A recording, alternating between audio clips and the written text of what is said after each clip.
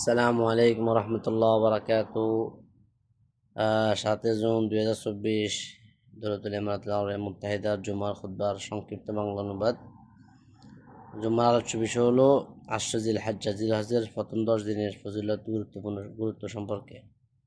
আলহামদুলিল্লাহ যিল জালাল ওয়াল ইকরাম ফাদলা আশরা জিল হজ্জ আলা সাইল আইয়াম আশহাদু আল্লা ইলাহা ইল্লাল্লাহ ওয়াহদাহু লা শারীকা লাহ ذو الفضل والإحسان وأشهد أن سيدنا ونبينا محمدا خاتم رسول الكرام اللهم صل وسلم وبارك عليه وعلى آله وصحبه ومن تبعهم بإحسان. أما بعد فأوصيكم عباد الله نفسي وتقوى الله ومبادرة الأيام بصالح الأعمال ومحسن الأفعال والأقوال إن الله مع الذين اتقوا والذين هم محسنون.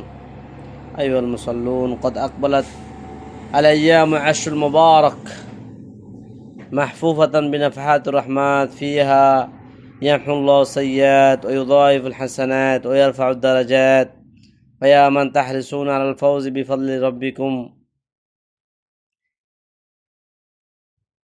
জিলহজ মাসের প্রথম 10 দিন, এটা হলো অনেক মোবারকপূর্ণ দিনগুলা, দুনিয়ার সবচেয়ে উত্তম দিন হাদিসে যেটাকে বলা হয়েছে।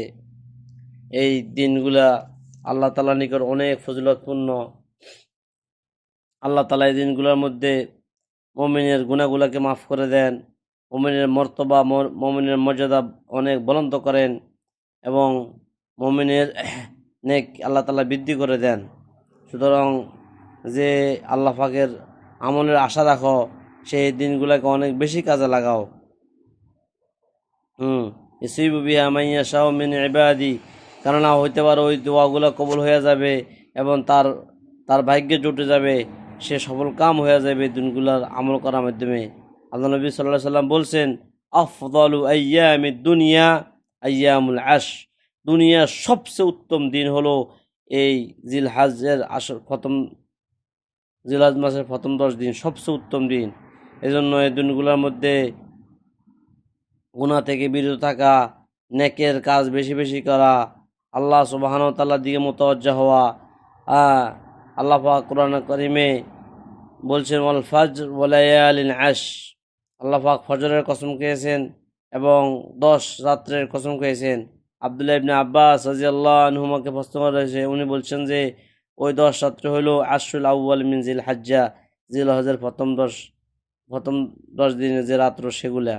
এই জন্য এগুলাকে অনেক বেশি কাজে লাগানো, অনেক বেশি আমলের মধ্যে লিপ্ত থাকা, বেশি বেশি তাসবিহ তাহলিল এবং জিকির করা।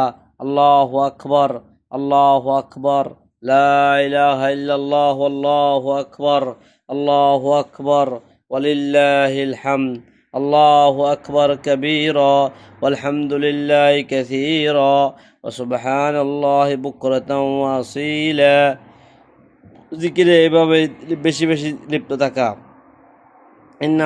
অন্য হাদিসের মধ্যে আছে, ইন্না আযমাল আইয়াম ইনদাল্লাহি তাআলা ইয়াউমুন নাহার, সবচেয়ে উত্তম দিন আল্লাহ তাআলার নিকট হইল নাহারের দিন, যেদিন পশু কোরবানি করা হবে আল্লাহর রাস্তার মধ্যে। অন্য হাদিসে আছে, খয়রু ইয়াউমিন তালাত আলাইহিস শামস, যেদিন যে সূর্য যে সমস্ত জায়গাতে উদিত হয় তার মধ্যে সবচেয়ে উত্তম দিন হলো, যতদিন উদিত হয় তার থেকে সবচেয়ে উত্তম দিন হলো ওই দিন। সুতরাং এই জন্য এই মাসগুলাকে আল্লাহ পাক আরাফার দিনে তো হাদিসের মধ্যে আছে আল্লাহ তাআলা অহংকারী করেন, গর্ব করেন ফেরেশতাদের সাথে, যে ফেরেশতারা তোমার বনি আদমকে বানাতে নিষেধ করছে, দেখো তারা আমার রাজের জন্য কিভাবে জিকির করতেছে, আমল করতেছে, আমার দিকে মুতাওয়াজ্জহ হইতেছে। আল্লাহ তাআলা ইউবাহি বিল মালাইকা, ফেরেশতাদের সাথে আল্লাহ তাআলা গর্ব করেন। সেটা হলো এই আরাফার দিন, এই 10 দিনের ভিতরেই। এবং এটার মধ্যে রোজা রাখা, আর বিশেষ করে আরাফার দিন রোজা রাখা। হাদিসের মধ্যে আছে, সিয়ামু ইয়াউমি আরাফা আহতাসিবু আলাল্লাহ আন ইউকাফিরা সানাতাল্লাতি ক্বাবলা ওয়া সানাতাল্লাতি বাদা, আরাফার দিন রোজা আল্লাহ তাআলা আগের এবং পরের 2 বছরের গুনাহ মাফ করে দিবেন। সুবহানাল্লাহ, সুবহানাল্লাহ। এবং হাদিসের মধ্যে আছে, মা মিন আইয়ামিল আমালুস সালিহু ফি আহাব্বু ইলাল্লাহ মিন হাযিল আইয়াম, আল্লাহ তাআলার নিকট সবচেয়ে অন্যান্য দিনের তুলনায় এই সমস্ত দিনের আমলগুলো অনেক বেশি উত্তম, অনেক বেশি উত্তম। يا أيها الذين آمنوا أطيعوا الله وأطيعوا الرسول وأولي الأمر منكم. أقول قولي هذا وأستغفر الله لي ولكم. الحمد لله ذي الفضل والمنة أكرمنا بإدراك أشهر ذي الحجة، والصلاة والسلام على من لا نبي بعده وعلى آله وصحبه ومن تبع هديه. عباد الله، أقبلوا في هذه الأيام على العبادات، واملأوا أوقاتها وساعاتها بالقربات، ففي أيامكم هذه تفتح أبواب الطاعات. قال العلماء: السبب في امتياز عشر ذي الحجة اجتماع أمهات العبادات فيها، وقد اجتمع فيها ما لم يجتمع في غيرها من صلاة وصيام وحج وصدقة وذكر الرحمن। আল্লাহ তাআলা এই জন্য বলছেন, হে আল্লাহর বান্দাগণ, আপনারা এই মাসগুলোতে, এই সময়গুলোতে বেশি বেশি সময়গুলো কাজে লাগান, প্রতিটা মুহূর্ত কাজে লাগান।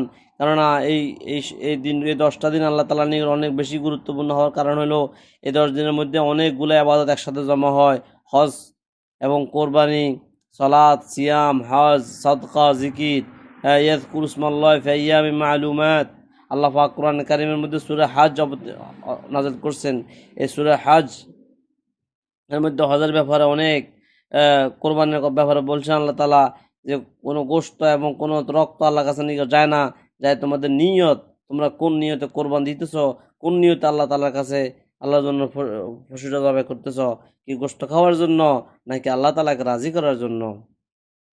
এজন্য নবী সাল্লাল্লাহু আলাইহি ওয়াসাল্লাম বলছেন, আকসিরু ফীহিন্না মিনাত তাহলিল ওয়াত তাকবীর ওয়াত তাহমিদ।